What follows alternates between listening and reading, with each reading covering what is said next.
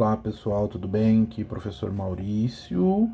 Vamos fazer aqui a correção da nossa avaliação e para vocês poderem já fazer o processo de recuperação que está no Conexão Digital, tá certo?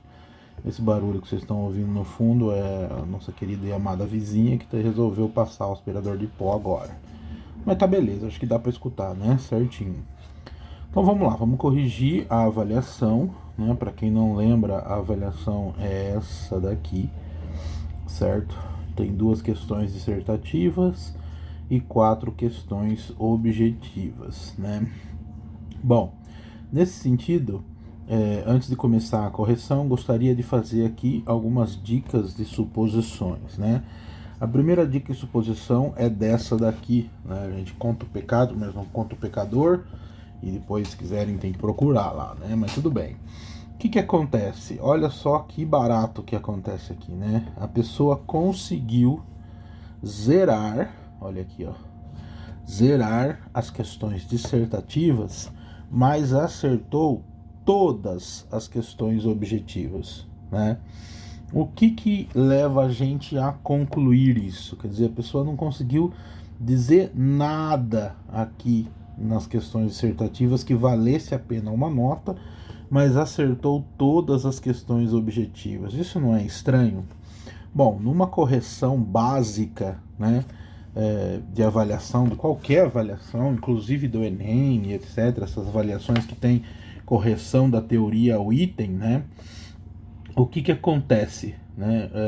Esse tipo de acontecimento só leva a gente a pressupor isso aqui, né? A pessoa não sabia nada, né? E de alguma forma ela conseguiu essas respostas objetivas, que é muito mais fácil, né? Falar a letrinha, o cidadão vai lá e marca a letrinha, visto que as questões são iguais para todas as provas. Então, isso é um grande problema. Por quê? Bom, porque então agora eu concluo que essa pessoa colou e eu posso ter o seguinte diagnóstico, né? A pessoa não entendeu nada, né? Não entendeu nada.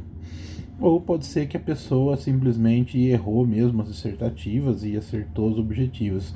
Mas, de qualquer forma, o diagnóstico dessa nota aqui fica impossível de se dar, né? Ou fica bastante difícil de a gente conseguir entender, ok? Bom, a segunda dica ou observação que eu faço aqui é esta, né? Olha que judiação. A pessoa conseguiu uma nota maravilhosa na primeira questão e zerou a segunda questão. Por quê? Bom, basicamente porque tem que aprender a administrar o tempo, né? Administrar o tempo durante a avaliação. A pessoa conseguiu fazer a primeira de forma excelente, mas não conseguiu fazer a segunda porque não deu tempo, né? Então tem que aprender a administrar o tempo. Quando vocês forem fazer lá as avaliações externas, né, o avaliador que tiver lá não vai esperar, né, você terminar. Ele vai dar o tempo certo, vai avisar, mas assim que der o tempo ele tira a sua avaliação. Então é por isso que a gente treina esse tipo de questão aqui, né? De você conseguir administrar o tempo. Senão, olha que triste aqui que ficou, né? A nota, embora ficou acima, podia ter ficado muito mais, né? Depois, isso aqui que foi o que me deu mais medo, né? Foi aqui uma coisa que meio que me assustou na avaliação aí de vocês, né? Que foi o quê? Né? A segunda questão fala lá de que o exército deu 257 disparos em um carro. Não um carro militar, não um carro de terrorista, não. Era um carro branco qualquer, né? Um carro popular qualquer, né? No Rio de Janeiro. Carro do Rio de Janeiro, inclusive com a placa do Rio de Janeiro, né? E aí deu 257 tiros. A pergunta aqui, já começamos, né, até a dar uma resposta, é o fato de que, gente, 257 tiros. Imagina só, vamos supor que, eu não sei, não entendo disso, mas uma arma, né, qualquer arma que seja aí, carrega o quê? Sei lá, 30 munições dentro da arma, né? Tô chutando alto aqui, 30 munições, né? Imagina só que essa pessoa, esses 5, né, ou 6 militares aí, eles tiveram que recarregar a própria arma para voltar a atirar nesse carro, que era um carro popular, que era um carro com placa do Rio de Janeiro, né? E que tinham crianças dentro do carro, né? Então, tipo assim, é uma coisa que de você olhar, você conclui que isso é absurdo, né? Que isso está completamente fora da realidade. A pessoa atirou num carro popular, né? E recarregou a sua arma para poder atirar de novo, né? E descarregou de novo toda a munição em cima desse veículo, que não era um veículo de guerra, não era um veículo, né, camuflado, não era um veículo, nossa, olha lá, tá blindado e tal. Não, era um veículo popular, branco, né, comum, podia ser um táxi, né, e etc. E o que que acontece? Por que que isso acabou me dando muito medo, né? Eu fiquei assim bastante preocupado com isso.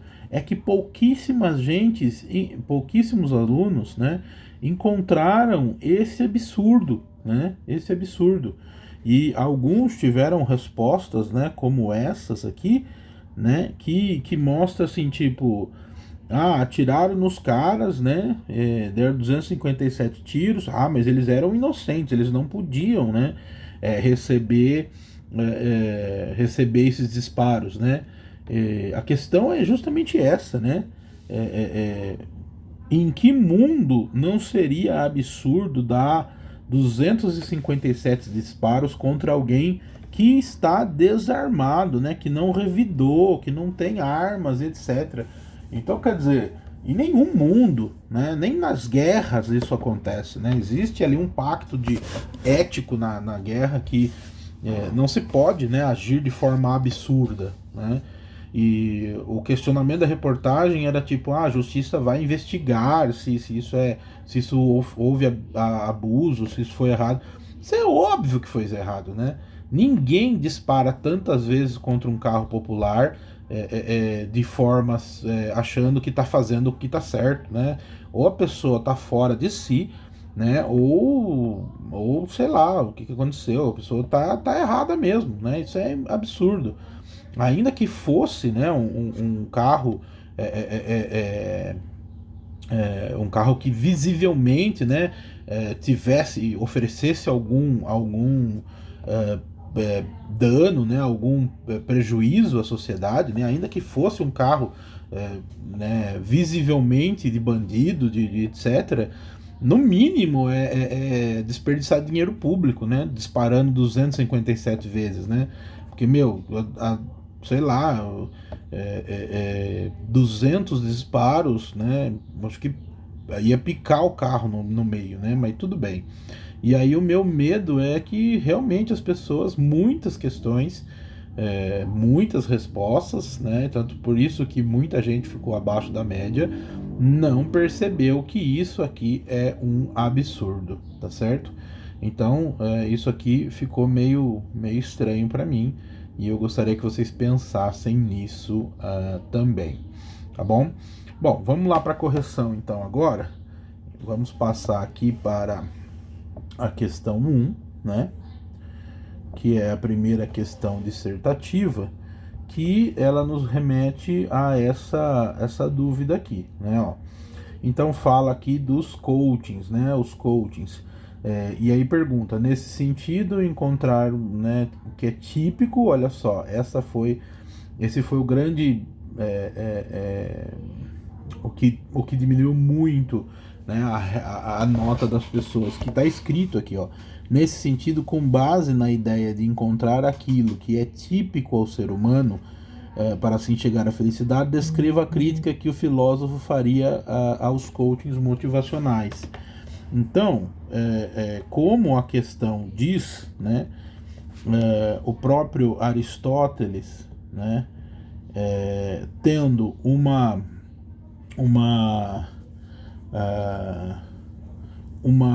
ética, né, com base nas metas, né, então ele procura entender que a grande causa, né, da felicidade é encontrar aquilo que é típico ao ser humano, né? Típico ao ser humano seria aquela condição sem a qual não é ser humano. Muitos seres humanos hoje acreditam que é típico ao ser humano viver a partir dos prazeres, né? E é basicamente o que faz lá, né, o tal do coaching, né? O que ele faz, né? Ele tenta aí criar possibilidades. Ah, você não perdeu o primeiro lugar, você ganhou o segundo, né? Aquela coisa assim de transformar tudo o que é ruim em prazeroso, certo? Mas, na verdade, o problema não está aí do coaching, né? O problema está no fato de que Aristóteles nos leva a concluir de que o prazer ele não é típico, né? Ele não é típico ao ser humano, pois qualquer animal, né, pode sentir prazer, certo? Qualquer animal pode sentir prazer. Então, nesse sentido, não sendo essa prática típica ao ser humano, então significa que não pode levar à felicidade. Então, a ação dos coachings pode até você levar você a se sentir bem, se sentir melhor, né? E até mais motivado, né, para conseguir fazer as coisas. Mas não conduz à felicidade, pois, segundo Aristóteles, sentir o prazer não é típico ao ser humano, né? Agora o cachorrinho quer participar da nossa aula, né? Au, au para você também, tá certo? Então essa é a questão 1, ok? Agora nós vamos então para a questão 2, né? Justamente aquela que causou mais embrólio aí no meu estômago, né? A questão 2, qual que é a questão 2? É a questão que traz aqui, então, essa notícia, né? Primeiro traz aqui a questão do texto de Aristóteles, né? E fala sobre a questão aqui do exercício do cachorro que participar, tem uma raiva disso, cara. Né? E aí, nesse sentido, traz aqui a notícia, casos militares que atiraram, né, os 257 tiros lá. Então, o que acontece? Por que isso não traz a felicidade, segundo Aristóteles? Né? Isso não é ético. Bom, vocês viram, né, que a ética para Aristóteles vai se traduzir como uma ação de virtude, certo? Essa virtude, ela está diretamente relacionada a uma ação racional. Até aqui muita gente chegou. O problema é dizer o que é essa ação racional, né? A ação racional, ela age de acordo com o equilíbrio, ou seja, um controle das próprias ações, né? Um controle das próprias ações.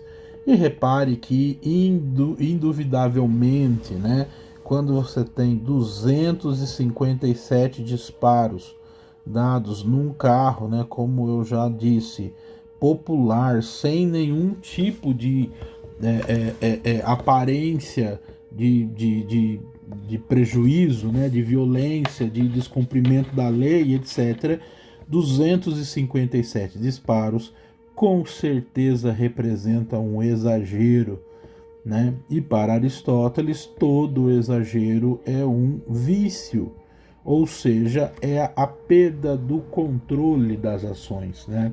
Esses militares que atiraram no carro, eles perderam o controle sobre as próprias ações, né? Então, por isso que não vai ser ética esta ação, ok?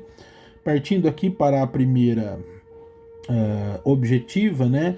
Diz aí, podemos considerar corretamente a moral tem como elementos, tá aqui, né? Ó, letra D, um conjunto de princípios e regras que são socialmente definidas e servem para padronizar as condutas, né?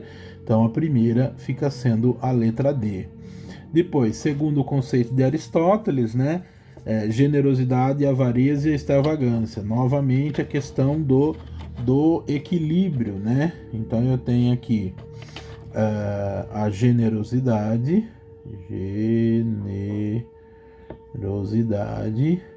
de um lado eu tenho a avareza E do outro lado eu tenho a extravagância, né?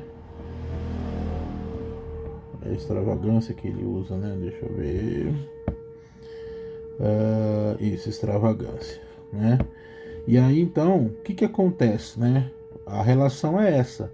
A generosidade significa uma virtude, a avareza significa um vício e a extravagância também significa um vício, certo? Sendo a avareza um vício por pouco e a extravagância um vício por muito, né? Então, nesse sentido, a relação é essa, né?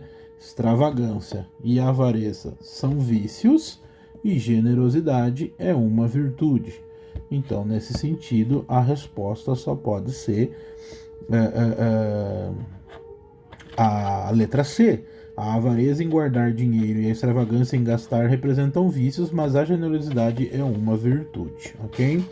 A número 5, né, concepção aristotélica, o meio termo, talalá, assinale a alternativa que não faz parte da definição aristotélica de excelência, né, de virtude.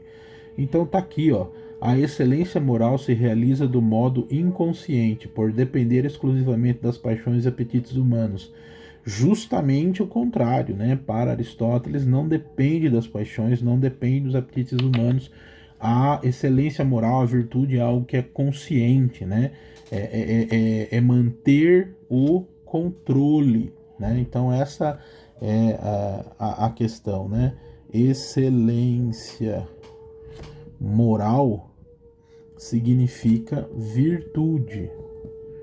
E a virtude é justamente a capacidade de manter o controle, de ser racional.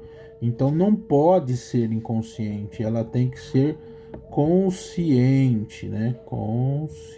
Aqui escrevi errado, mas vamos apagar. Consciente, certo?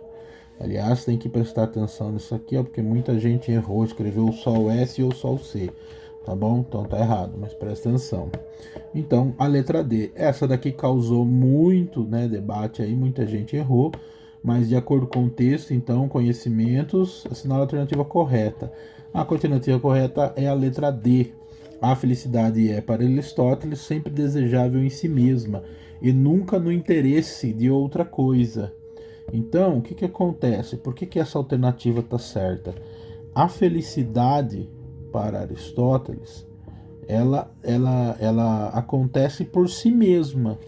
Então, não dá para eu desejar algo e achar que a posse desse algo será a minha felicidade, certo?